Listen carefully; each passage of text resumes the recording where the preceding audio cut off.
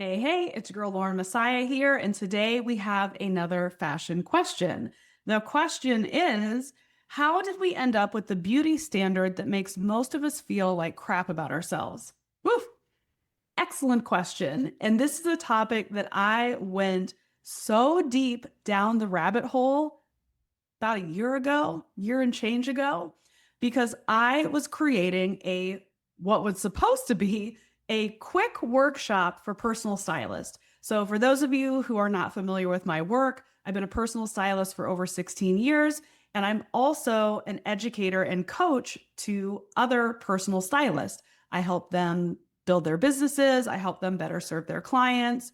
And something that I had noticed was no one has really addressed or taught stylists how to deal with body image issues because stylists are faced with body image issues through their clients all the time.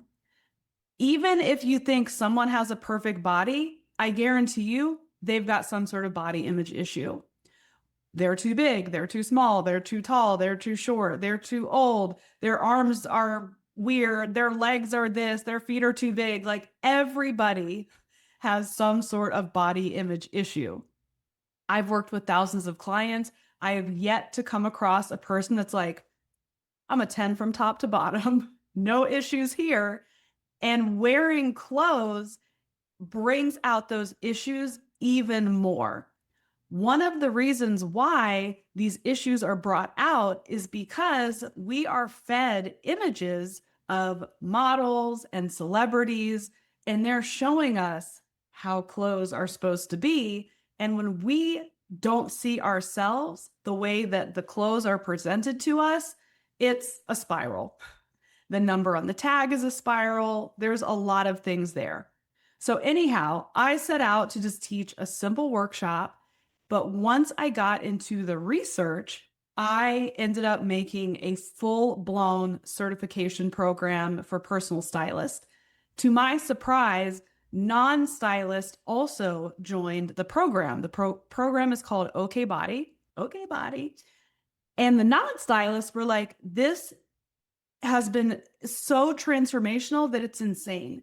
People have said that this is my best piece of work throughout the entirety of my career. Where here, I'm thinking, Style Boss Academy is like my crown jewel, but apparently, OK Body is taking the cake on the best program that I've ever created.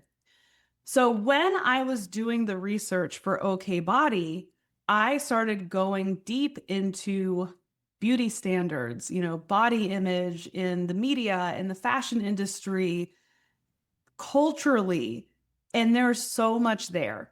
So obviously, I cannot teach a whole entire course in a YouTube video, but if you're really curious about this topic, especially if you are a personal stylist yourself and deals with clients who have human bodies, then I highly recommend you take that course. You will not regret it. I'll put the link to the program so you can learn all about it in the comments below. But here's the thing. In the program, you're going to find that I did a timeline like from like way back yonder. Did I go back to the 1800s? I'm not sure. I might have. Definitely 1900s to today.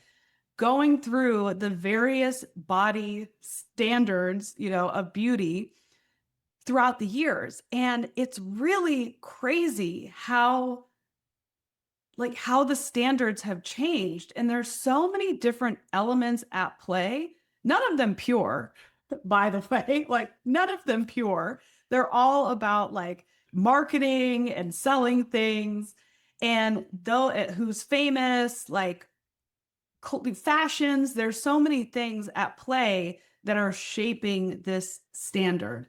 And because we're fed so much content, like even back in the day, right? You're being fed so much content and information that it's programming you to get in line with this standard. So if you're ever feeling frustrated or feeling like crap about yourself, like the person who asked the question said, it's not your fault. It's literally being fed. So even if you think about recent history with, let's take the Kardashians, okay? A lot of feelings come up when we think about the Kardashians, but highly influential people. They're all over the place. It started off, they're just all over, the place on our TV through Keeping Up with the Kardashians, which I'm proud to say I've never seen an episode. And then all of a sudden they're creating beauty products. Kylie's got her lip kit in whatever year that was, what, 2015? I don't know. We're waist trainers and diet tea and all of these things and BBLs. Like that was shaping what's happening. It's all over our TV. If Kim Kardashian's got a big booty, which at first it was like, yay, no more stick thin. Like these girls actually have curves. And then their curves start getting exaggerated. And then BBLs are all the rage. And then the clothing that is out is going to start reflecting that, the things that they're wearing. It's going to influence, what designers are creating or different, clothing companies are creating. Now everybody wants this. Now everyone's going to get their ass done.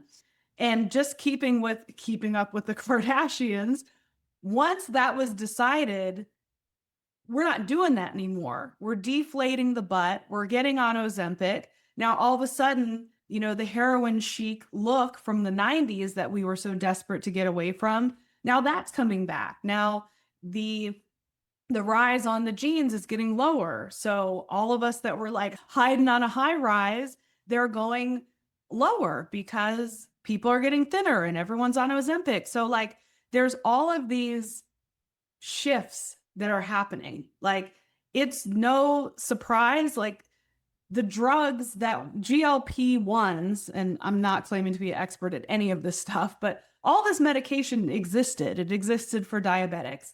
And then once it starts coming into the mainstream as something that is a weight loss tool, now there's a collective swing towards people being in smaller bodies, people that are highly influential, these celebrities who can afford these drugs, they're all of a sudden getting much smaller. Even ones that maybe, I don't know, they say they're not on Ozempic. I don't know people's life, but they're getting smaller, right? So all of these things are informing beauty standards. If you look at the 1980s where, jazzercise and all these at-home fitness things were the craze, that was influencing the body type and the beauty standards. When we had the rise of the supermodels in, what was that, in the mid 90s, everyone's about being a size 6 and having boobs, and the Wonder Bra, was trying to recreate the look of these supermodels. So now like that beauty standard is coming into play.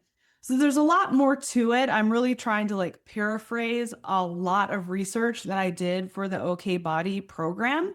But when you look at collectively what happens in culture, what happens in celebrity, what happens in media, what happens, what people are trying to sell, right? Thigh masters and shake weights, and everything changes throughout the years. It's creating this image, this standard. Now, we can either try to conform to this standard, which I don't recommend, because it's like chasing trends in fashion. If you're always chasing the trend, then you're never really going to get to know yourself, and you're never really going to be happy with yourself if you're always needing the look, needing the latest, greatest.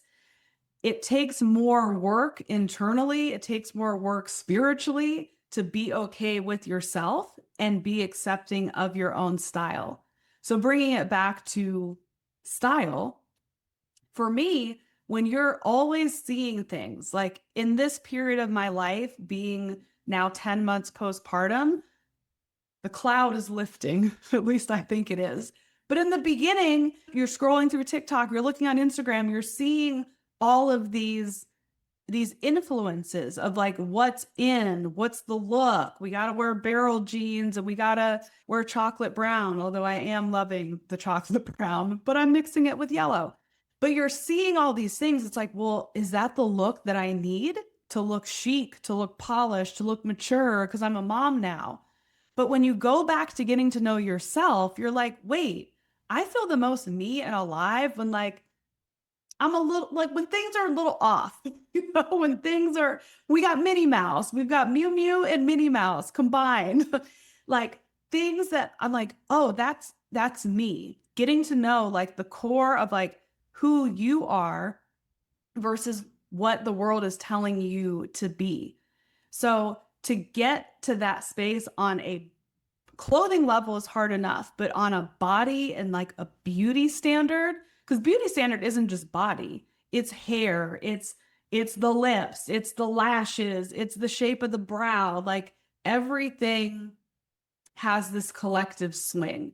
And we can decide how much do we want to fall in line with this swing.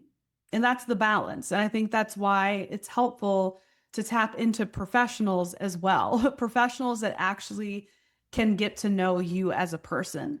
So, me, if I'm working, whether it's a styling client or a business coaching client, I'm not just going to prescribe them the swing. Everybody's doing this in business. So, like, get on the swing. Everybody's doing this on clothes. Get on the swing. It's like, no, wait, I know you.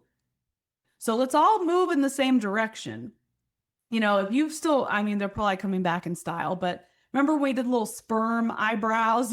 We basically just got rid of all our eyebrow hair and just had these little sperm brows. If you're sperm browing it now and everyone's doing more natural and groomed, then like you're so far off the swing that it could have a negative effect unless you're just sperm brow girl. I don't know how we got on sperm brows, but whatever. So we want to like stay in the swing. You know, there's certain things that are happening that we can be aware of, or even having the awareness can give you more forgiveness. Like if all the pants are for big old booties because BBLs are the shit and you have a small booty, well, don't try to make those pants work for you. You know, get to know yourself and what works. But there could be other things in with the current beauty standard that you can adopt that might be a little bit more fun. Maybe it's time for a different brow shape or a different, way of putting on makeup. Remember in like 2015, 16, like that era with like the crazy contouring and like baking your concealer, like we don't really need to do that. But if there's certain elements of that look that still feel authentic to you, then like rock on with your bad self. So the reason that there's a beauty standard that makes us feel like shit is because it's an overall machine and it's just what happens. I don't think there's ever going to be a time where there is no beauty standard because there's always going to be something to sell, whether it's a new weight loss drug, a skinny tea, whatever. There's always going to be an it celebrity, whether it's in music or television. Like there's always going to be this something to aspire to that's going to make so much noise that it collectively moves people in a direction. That's always going to happen. But you don't have to follow it and you don't have to feel like crap about yourself. You can make the decision to be okay with yourself and you can follow people that aren't in that swing. I know for me, like being mixed race, it was very difficult for me growing up because I grew up in a predominantly white environment. I would see the celebrities that did not look like me, but I didn't clock that it would be really difficult for me to look like them, even though I wanted to, because that was in my face. Like, I can't get my hair like them. I can't get my body like them. And once I started spending time in spaces that were less white and people like mentors, that were Black women that were coming into my life that would be like, ooh, your legs are so big. I'm like, what? No, you did not just insult me to my face, but being like, oh, I've been in this beauty standard that doesn't even fit my own DNA. So looking at different influences of like Black women and Black hair and Black body and athletic bodies, it's like, oh, I'm over here trying to fit into this mold, where who I am is being celebrated over here. I just decided not to look in this direction. So I don't know. I'm kind of Lauren ranting. Any of this is landing, but if you're feeling like crap about the beauty standard, be okay with yourself and find more people like you. I think that's part of like the plus size style movement that was so important during that era when it really came to be. I'm not good at identifying dates. If you watch my content, you know, I'm like, I know when it happened, but I don't know the date. But when like the Dove beauty campaign was happening, the rise of the plus size fashion blogger, it was really refreshing to a lot of people because while the general standard was like still over here, there is this population over here that's like, hey, we're cool with us and we're going to show what we're wearing. We're going to show what we're doing. And people could find a home there. So, regardless of the general energy of the collective, there's always going to be these pockets of people that are supporting each other and talking and sharing. Find those places so you can feel less like crap because life's too short to always feel like crap about your body or your beauty or your hair or your clothes. So find your home and more importantly, spiritually find your home so you can be okay with being yourself. So there it is. Hope that answered your question. If you have a fashion question or a business question for me, feel free to ask it. You can send an email to my team at info@laurenmessiah.com, or you can leave a comment or shoot me a DM with your question, and I will do my best to answer it right here on video. Thanks for tuning in, and I'll see you in the next one.